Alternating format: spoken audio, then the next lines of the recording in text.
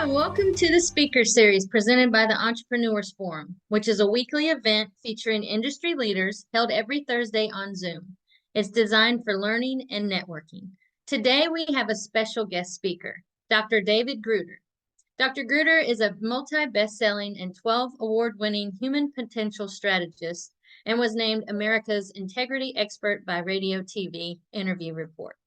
He is viewed as a renegade psychologist and disruptive thought leader who is a board-level keynote trainer, advisor, and mentor. David is known internationally for challenging conventionally accepted beliefs that are undermining personal freedom and societal well-being. So we welcome you today, Dr. Gruder. As always, it's a pleasure. Well, thank you. It's a pleasure to be with you all and looking forward to this time together. I'm going to do a presentation for about 45 minutes, and then for the final 15 minutes, we're going to have Q&A time. So I am going to go ahead and start the screen share. And there we go. So can you thumbs up if you can, if you're on screen, to let me know you can see the screen? Okay, I see the head nodding. Beautiful. Wonderful. All right. Well, this presentation is called 3 Success Pillars Overlooked by Most Socially Responsible Entrepreneurs, but you shouldn't overlook these. And we'll open the curtain, and here's what we're going to cover. 4 mindset shifts that successful entrepreneurs embrace, 3 essential keys to entrepreneur purpose alignment, and 7 vital proofs for committing to a venture and for attracting funders and team members too. That's a fair amount to cover in 45 minutes, and so you'll see the fire hose there. So this is going to be an information intense session, and just want to warn you about that ahead of time. Okay. Well, let me I want to open up the chat box so that I'm able to see that as well. And good. Well, you know, the slide deck is going to be available on the replay to answer that question. 4 mindset shifts that successful entrepreneurs embrace is the first section that I want to cover. And the 4 mindset shifts are scarcity, competition, learned helplessness, and manufactured consent sells. So let me unpack each of those and describe the alternative. So scarcity, the belief in scarcity is one of those social diseases, meaning that it's very communicable and it is shared by a lot of people, whether they realize it or not. That kind of scarcity mindset, there's not enough for me, there's not enough to go around. And when we come from that place of scarcity, we actually drive people away as entrepreneurs, because wording tends to be things like, I need blank. Well, that wording is an example of many examples of wording that is, it sounds like desperation, whether you feel desperate or not, rather than an abundance kind of mindset, which might sound like, here's an opportunity that I want to offer to you, rather than I need blank. So I'm not going to dwell on most of these, because I think you all, from seeing who's on this live version of this presentation, you all are familiar with the illusion of scarcity. The second mindset shift is from competition over to its alternative. So competition, and what I'm not talking about is healthy competition, but the kind of competition virus where it's an expression of scarcity, this sense that in order for me to have, you have to have less. So I have to beat you. And there's an old saying in branding that competition that actually the saying in branding is you don't want to be the best. Sounds counterintuitive. You want to be the only that provides your version of whatever you're providing that other people are providing as well. Or if it's not your unique version, then you're offering something that's a specific version for a specific subpopulation, specific subgroup of a target audience. So competition, its alternative is essentially what top class athletes talk about, which is that they're always competing, but they're competing against themselves.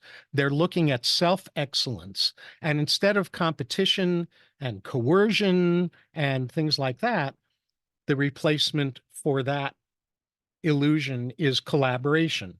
So when I come across someone who is doing something that's similar to what I'm doing, I don't go into a panic. I get really curious about whether they're serving a different target audience or whether they're serving a different price point than what I'm serving, or if there are joint venture opportunities. So for me, there's no such thing as a competitor.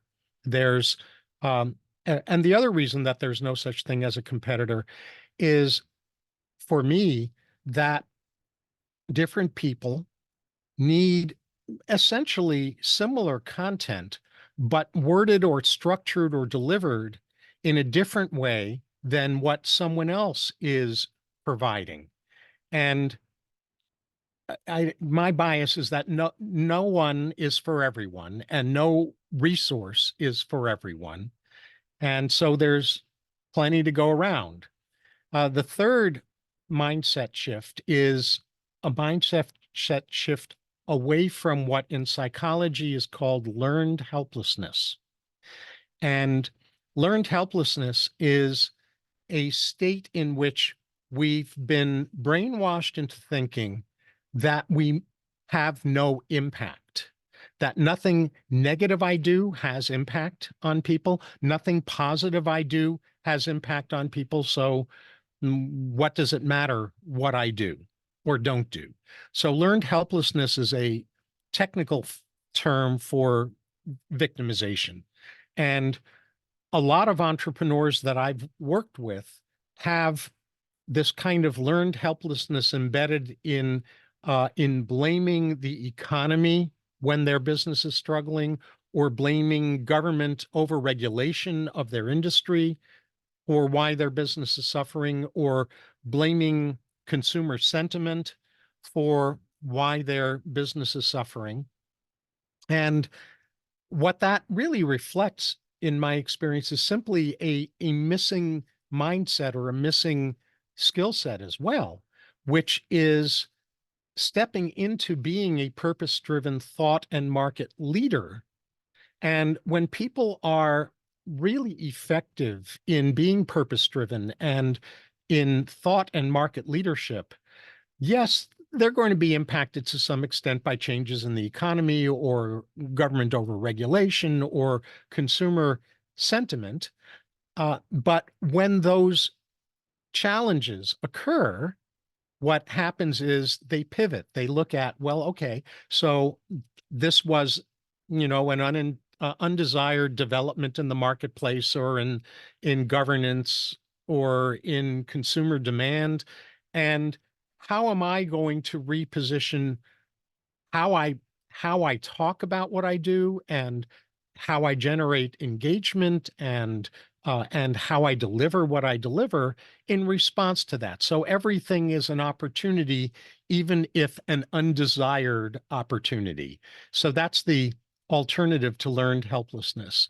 And then the fourth common mindset that I see entrepreneurs get trapped in is training in manufactured consent as a selling tactic. Now, what manufactured consent is it's a term that was coined 100 years ago by the father of modern public relations. That's not my term for him. That's how he's known. And some of you may know who that is, the father of modern public relations. If you do know, type his name into the chat box so that I can see that you're aware of him. And if you don't know, no problem, because I'm going to say who that is in a moment.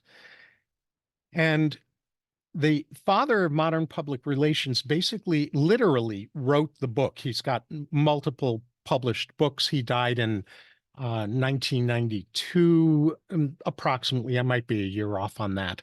And he was an advisor to virtually every American president, both Democrat and Republican, from Woodrow Wilson 100 years ago, over 100 years ago, at the end of World War I, until he died during Bill Clinton's first term in office. He was a darling of business and industry. And if any of you saw the TV series Mad Men, which was about the heyday of Madison Avenue type advertising, his written works were the foundation for manipulative marketing. And that person, I didn't see anybody type his name in the chat box. He's the highest, in my judgment, he's the most influential person that very few people have ever heard of. And that was by his design. And yes, Patricia, you named it. Edward Bernays. Edward Bernays, right. And what manufactured consent is manipulating people into supporting products, services, causes, or candidates while thinking they're doing that out of their own free will. And that's been the conventional approach to sales. And so Bernays's term for that was manufactured consent. If you want to know more about Bernays and manufactured consent, just track down my TEDx talk called The Hijack. You can find it on YouTube, and you can learn a whole bunch about Edward Bernays and his massive influence behind the scenes in the 20th century and beyond, because his proteges are still very active today. Now, what's very interesting to me is that there's an alternative to manufactured consent that, in my experience, sells even better than that. And it's informed consent selling. Informed consent sells better. And informed consent is what people who value integrity and ethics as entrepreneurs use, whether they use that term or not. And what informed consent is where I'm helping the right people for whatever it is that I'm selling say yes, if it's the right time for them to say yes, and it's the right point for them to price point for them to responsibly say yes. And I'm helping the wrong people say no, because from a customer happiness perspective, if I bring in the wrong customers, if I bring in people that what I'm offering is not right matched to, or it's not the right timing for them, or it's not the right price point for them, I'm going to be dealing with resentful, unhappy people, and that's going to cause me to commit something that a friend and colleague of mine by the name of David Corbin calls in his Wall Street Journal #1 best-selling book, brand slaughter. So we don't want to commit brand slaughter. And basically today, in today's world where there's increasing emphasis on social responsibility, manufactured consent selling is a prescription for brand slaughter. Informed consent selling is a prescription for brand integrity and positive brand reputation. So in my experience in working with entrepreneurs, and I've been mentoring entrepreneurs for decades now, these are the 4 mindsets that I've seen most commonly need to be transcended in order for entrepreneurs to succeed. Now, are there other mindset shifts that successful entrepreneurs embrace? Oh, absolutely, of course. And given the time length of my presentation, I'm not going to go into those others, although if you're aware of any, you're welcome to type them into the box if you're inclined to do that. But these are the four biggest ones that I most commonly encounter and that I had to overcome myself. I mean, I was asked in the mid 90s to give a keynote address for a a conference of college presidents from around the world. And what I was asked to present on was ethical selling. And I thought, I don't know anything about ethical selling. I was born and raised in New York. The only version of selling I know is Madison Avenue selling. I think that selling is inherently unethical. Why are you asking me to give a keynote on this? And the college president who was sponsoring this event responded to me, and he knew me fairly well. He said, look, you don't know it, but you know a lot about ethical selling, and you're going to figure out how much you know by giving this keynote. So I want you to do it anyway. So I took a leap of faith and trusted him, and in the process of putting together a presentation on informed consent selling, I healed my allergy to selling because the only version of selling I knew of in growing up was manipulative selling.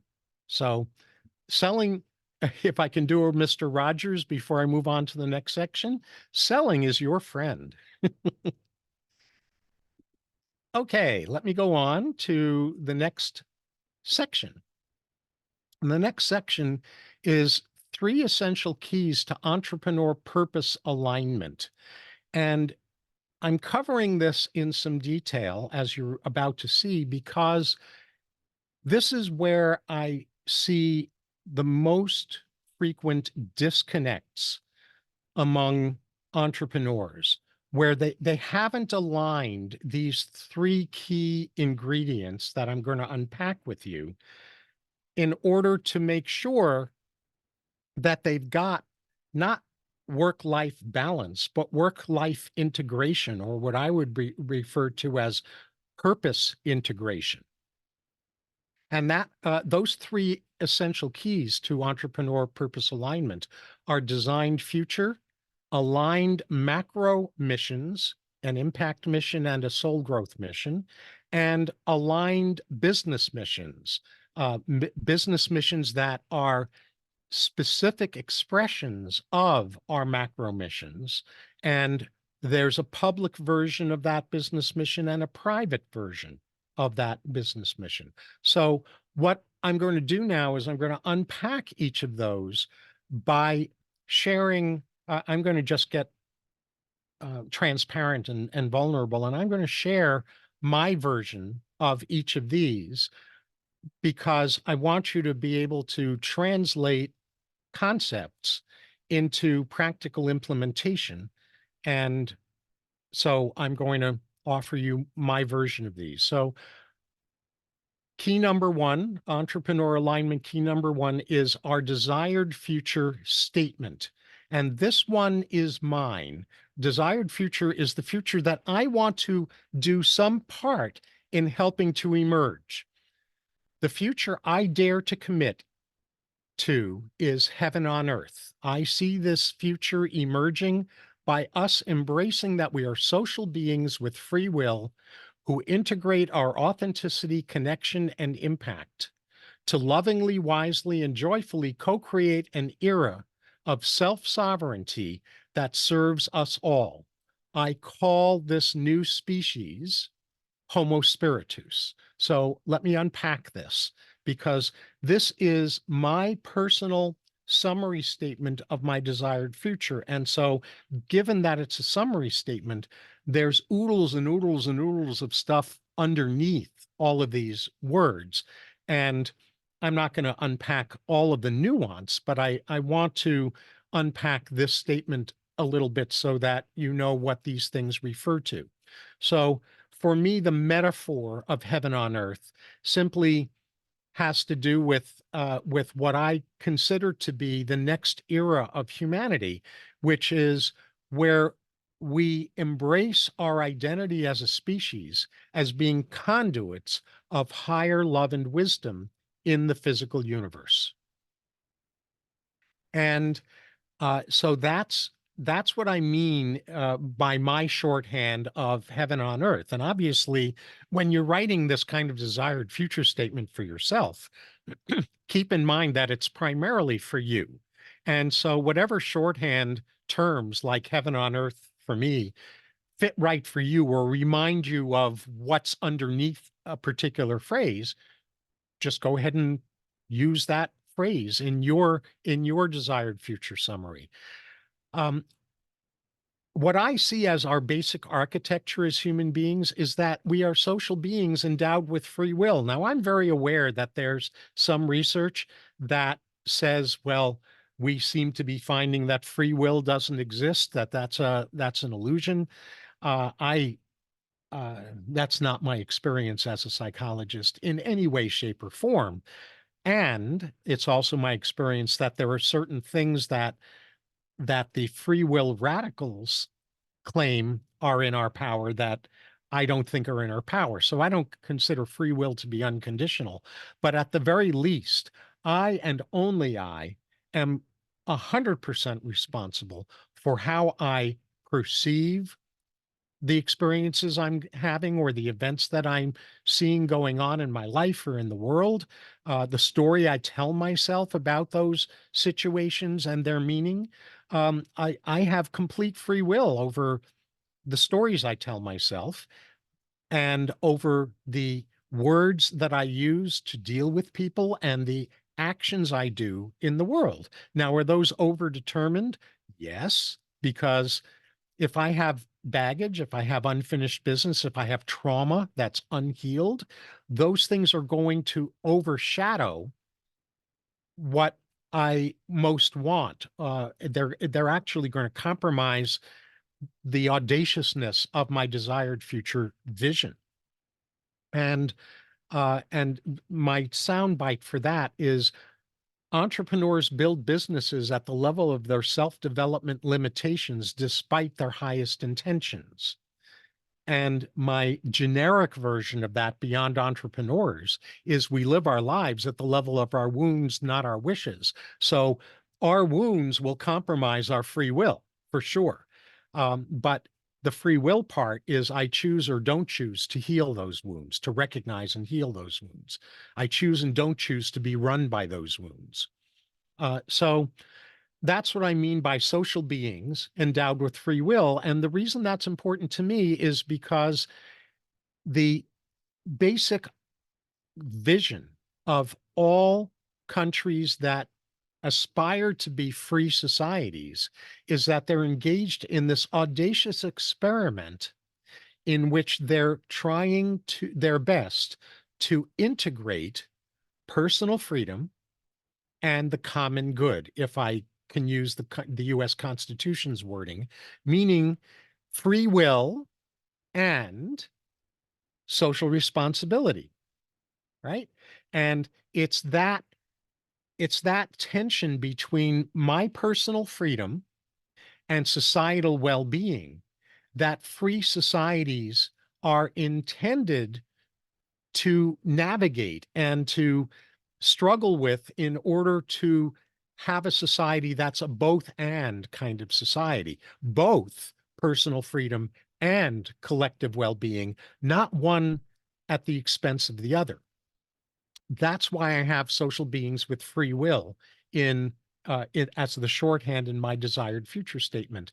Authenticity, connection, and impact are what I consider to be our three core drives: our drive to be who we truly are, which is authenticity, our drive to bond with others, which is connection, and our drive to influence the world around us, which is impact.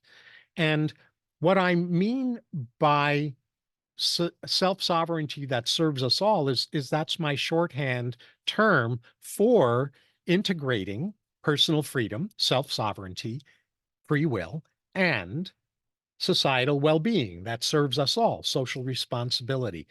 That species, I consider Homo sapiens to be over as a species. I don't think we're Homo sapiens anymore. I think we're leaping into a next species. And I think that's part of why there's the level of turmoil that we've got in society today. Well, there are lots of reasons for that turmoil, but this leap into a new species is one of the unrecognized or under-recognized reasons for all of the turmoil and upheavals, because not enough people recognize that this is going on.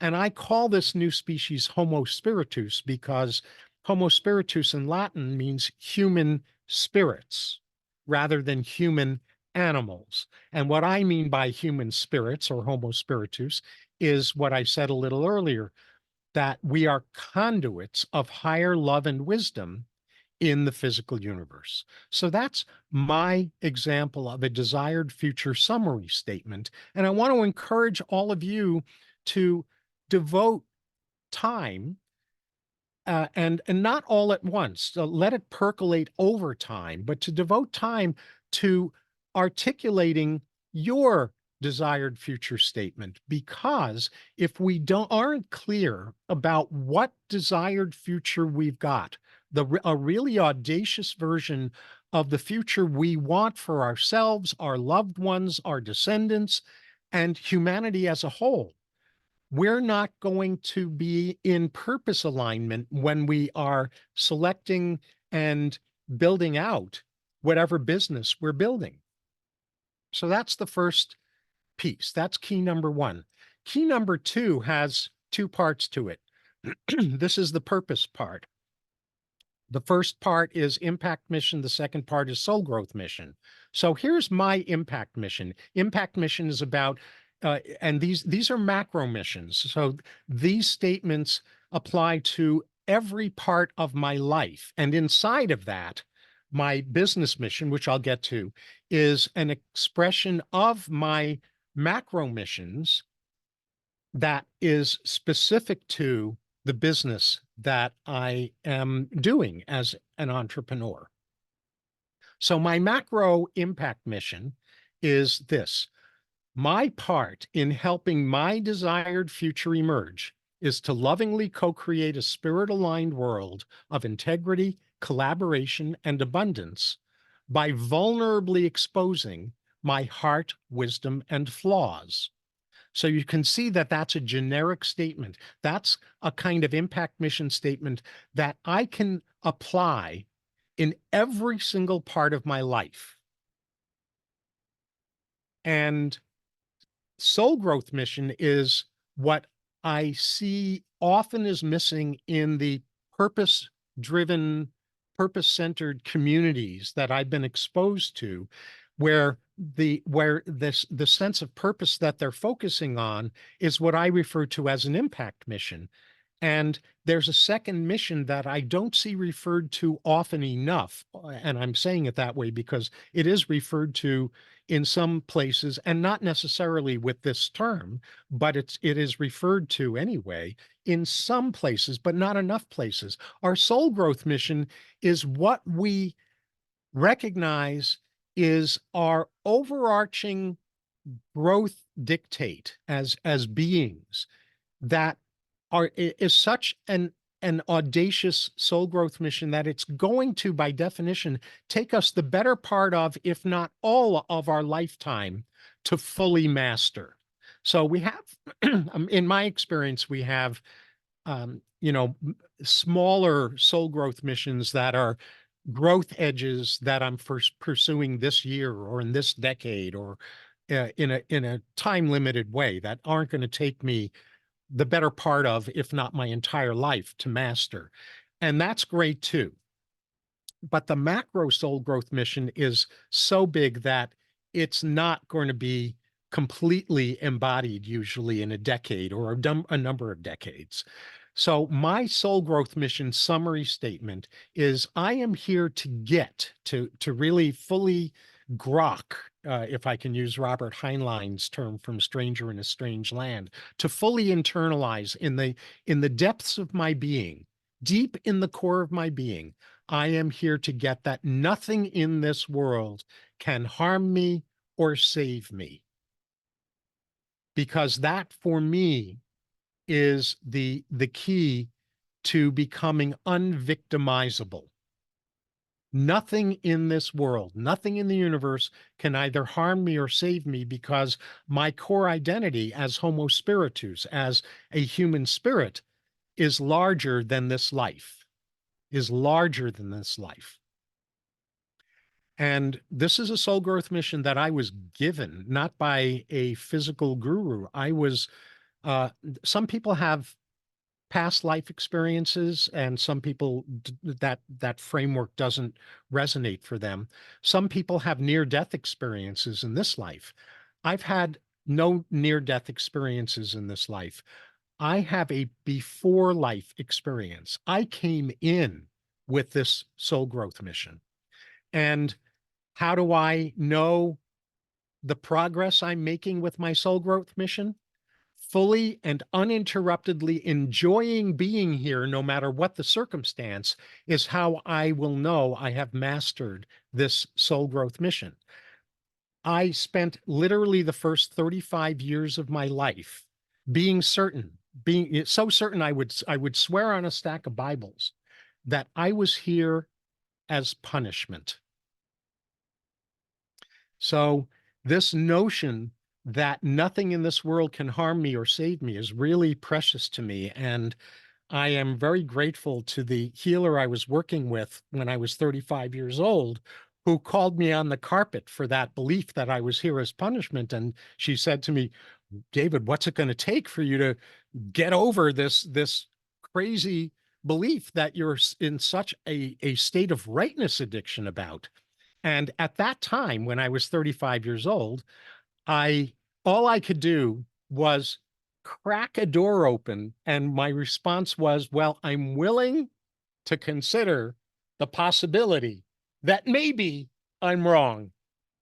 But that little door opening, that little crack in the door opening, was enough to start a transformation and transcendence process for me. And I'm really glad that I've spent all of my years, as I'm presenting this to you, I'm 70 years old, all of my years since I was 35, really being in joy. I mean, the message that came clear to me was, enjoy yourself and you will have learned. So that's my soul growth mission summary macro statement. My public business mission, again, just to remind you, if we're going to be aligned in purpose, it starts with us having a clear picture of the future we most want to see emerge for ourselves, our loved ones, our descendants, and humanity as large, at large.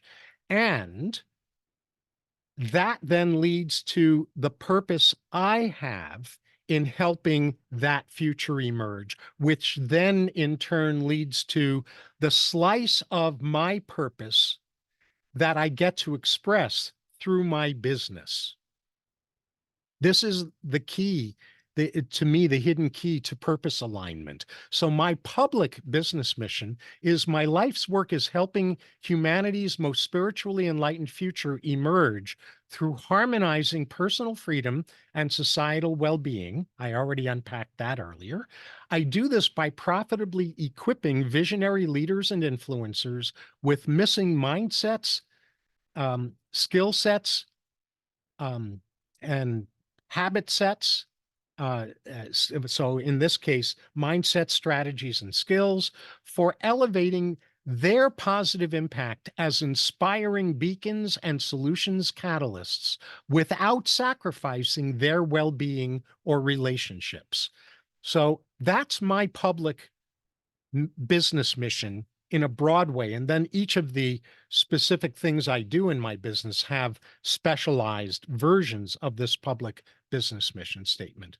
My private business mission statement, which I'm going to be public about because I want to be transparent in this presentation, has to do with how my soul growth mission, in contrast to my impact mission, is impacting and is served by my business mission. I actualize my business mission not as a prerequisite for feeling lovable or valid or safe, but as an expression of love without attachment to the outcome. I welcome all people and situations I encounter, especially undesired ones, as grist meant to alchemize my soul growth mission and to deepen my capacity to nurture without indulging and challenge without shaming.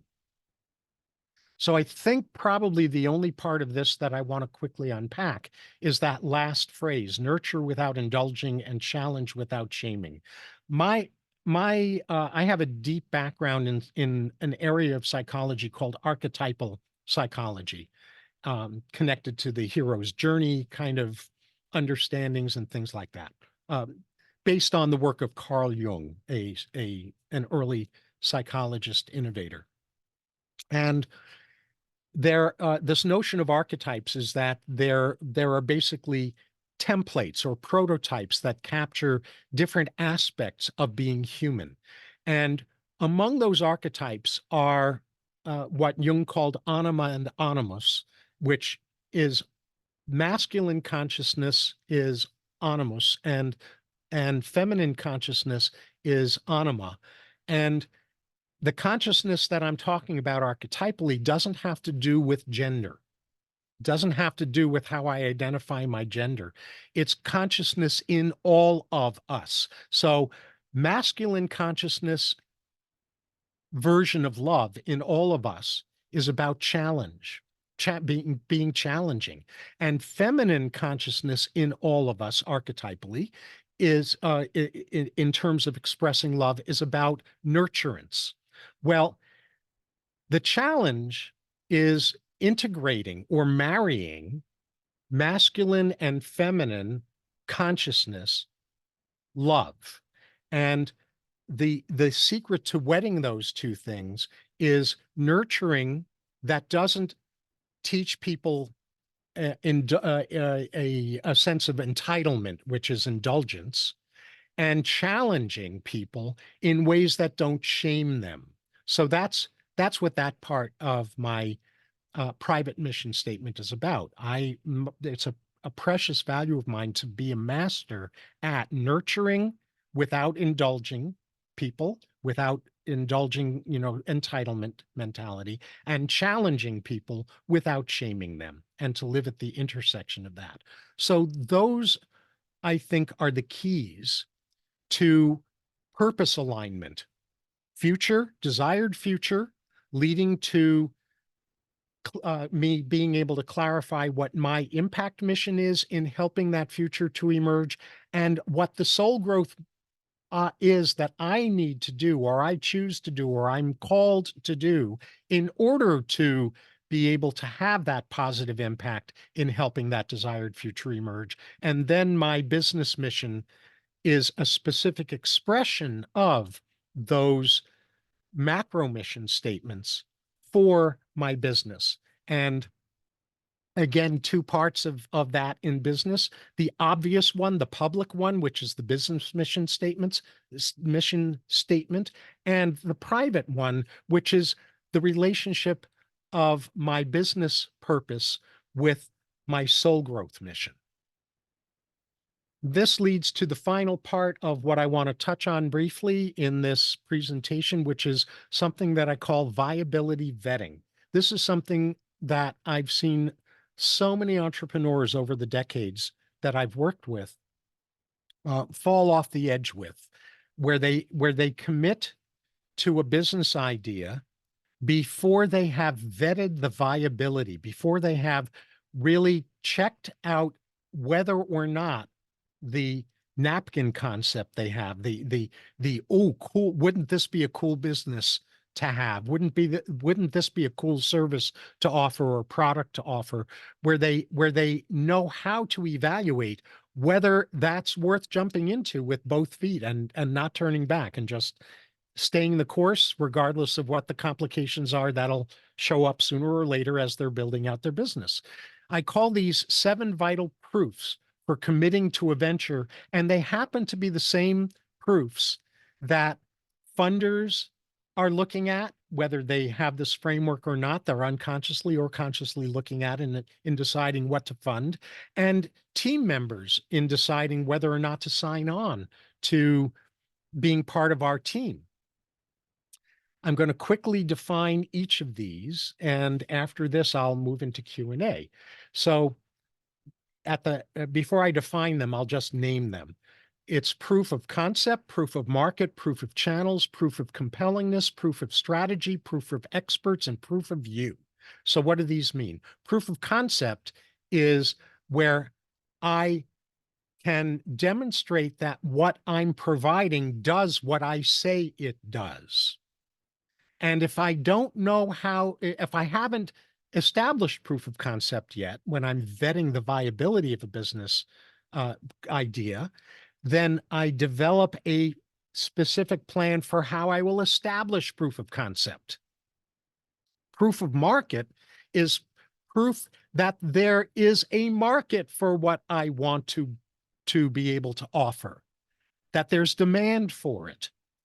Proof of channels is that I am clear about how I can reach my market segment when they might be in the mood to buy. Proof of, and also before the mood to buy, where they might be curious enough to want to learn about what I'm providing so that they might buy.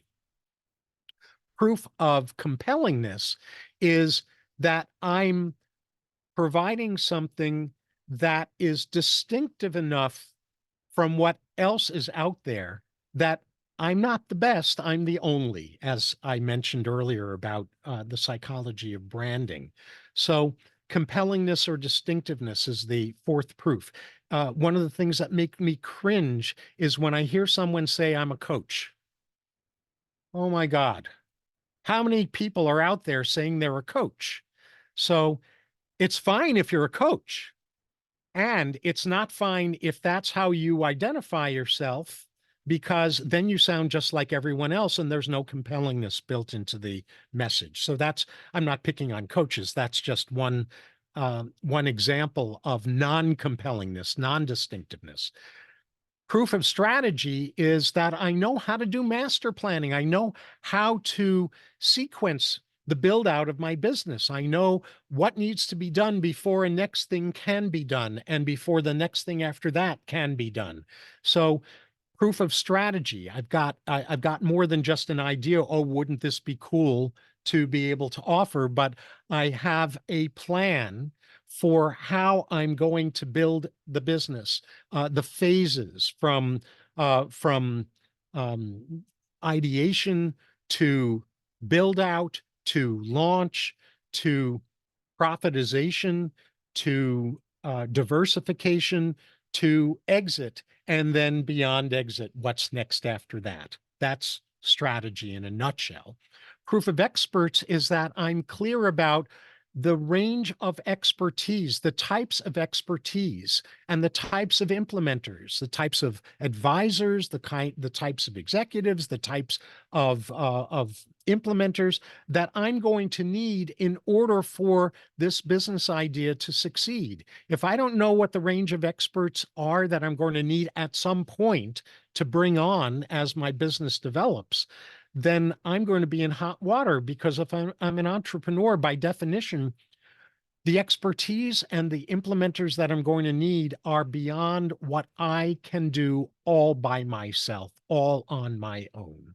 And then proof of you is, am I willing to become who this business that I'm thinking of building needs me to be and needs me to evolve into in each stage of its development, from ideation or build out all the way through exit. And if I'm not willing to become who the business is going to need to continually grow into being, that's not even a problem either, because that helps me identify where in my business's development am I going to bring on someone else to be the CEO, and I'll be the chairperson of the board, or I'll be in a different role in the organization. So it's all good, but we've got to have proof of that we are willing to become who the business needs us to be, or we're not going to succeed, and we're not going to attract funders, and we're not going to attract team members. So that's a quick overview of the 7 vital proofs for committing to a venture and attracting funders and team members. That's the viability vetting process in an overview kind of nutshell. And that now leads me to Q&A.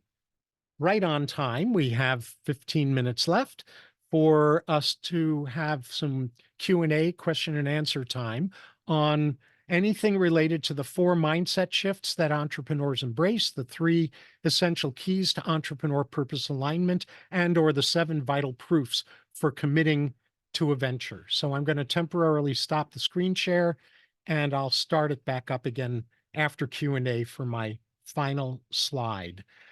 So I'm seeing in the chat box, let's see, there was one person who's going to need to listen to the remainder of this presentation on the recording. And one person says, I love this. And someone says, sounds like becoming anti-fragile, which is my soul growth mission. Interesting alignment. Yes, absolutely. It's about becoming anti-fragile. And yes, just as you were kind enough to type your questions here or raise your hands, and we'll recognize you. So I see Mari. Hi, Mari. Mari David, glad to have you on this webinar. And what's your question or comment? Well, I enjoyed what you were saying very much, and I'd like to put a little bit of my 2 cents in, since I've been in business for well over 60 years. So it gives you an idea of my age. You've got a decade more than me. I started at a very young age. What I found is all selling is a form of influence. If you think about it that way, no matter what you're selling, you're influencing somebody to have an action. Excuse me. What I found is the first thing you must do is, it has nothing to do with the product. It has to do with the relationship that you form with the buyer. If that buyer sees trust, if that buyer trusts you, if that buyer understands you, if that buyer likes you, then the product comes into play. Most people automatically go and say, I have a product to sell. Wrong move. What you have to sell is yourself, not the product. Once you establish a relationship, then it is much easier to sell a product. But remember that relationship you can carry with that person all your life. They may not always be the buyer of that from that company. They may not always be the buyer of that specific product. But if they like you, and you've gotten that area of trust, no matter what they buy and no matter what you sell, you can be in their corner. But many people, when they sell a product, they talk about the features of a product.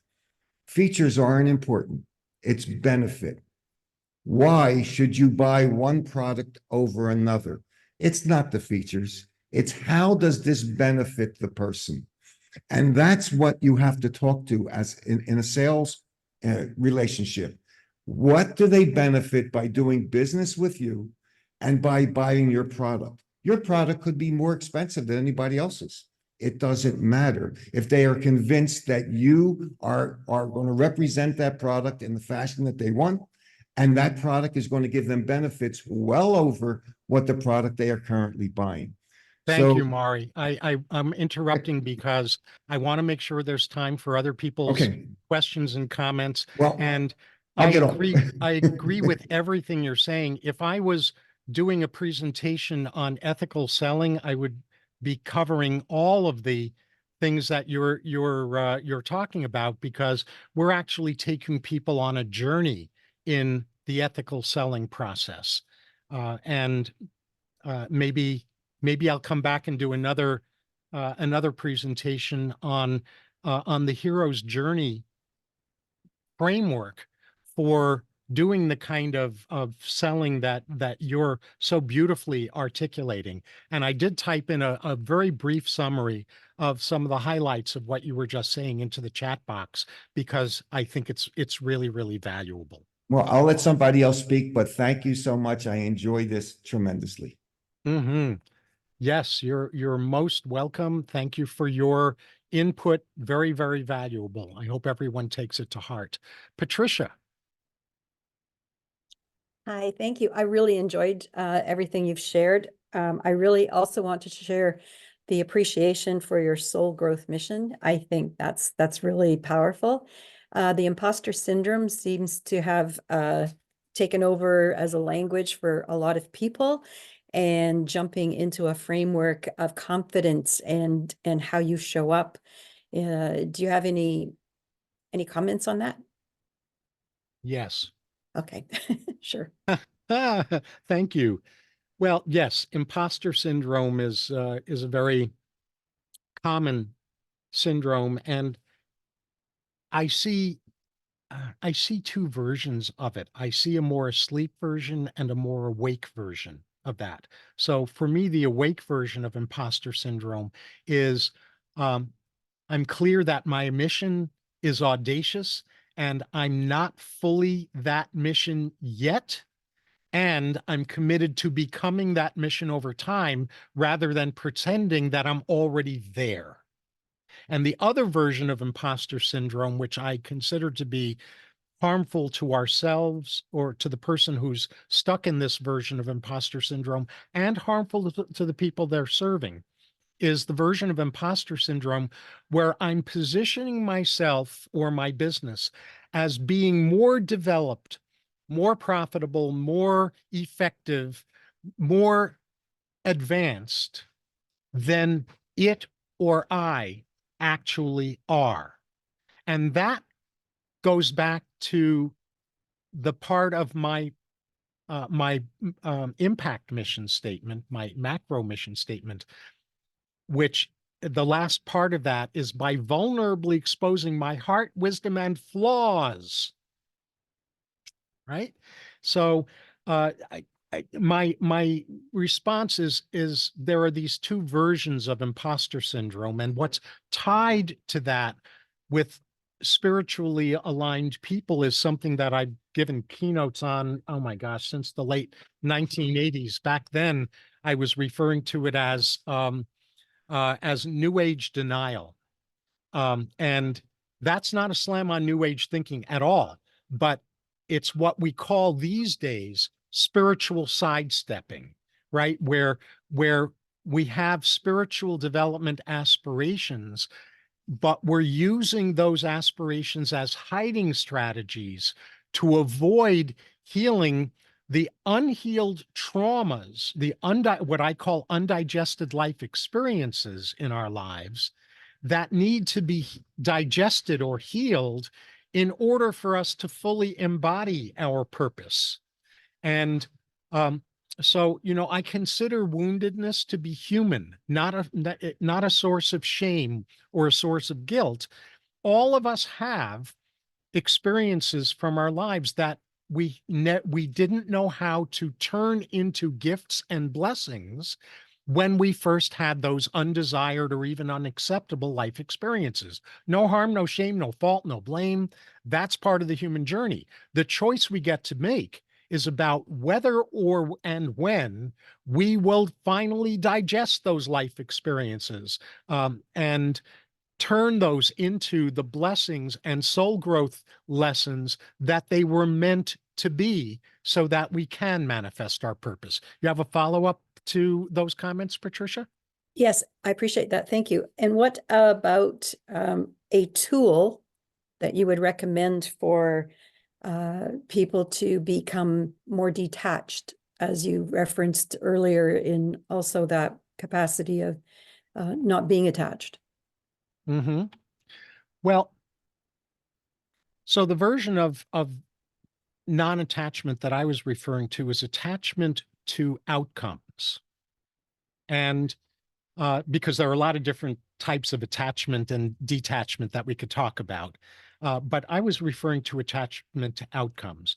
And what I have found through trial and error is that if I have something to say that I think could truly be valuable, either in the here and now or in planting seeds for the future for someone, my experience is that I come to a state of internal peace after I have said what's in me to say, because I've been guided to say it at that point in time in the particular way that I've been guided to say it.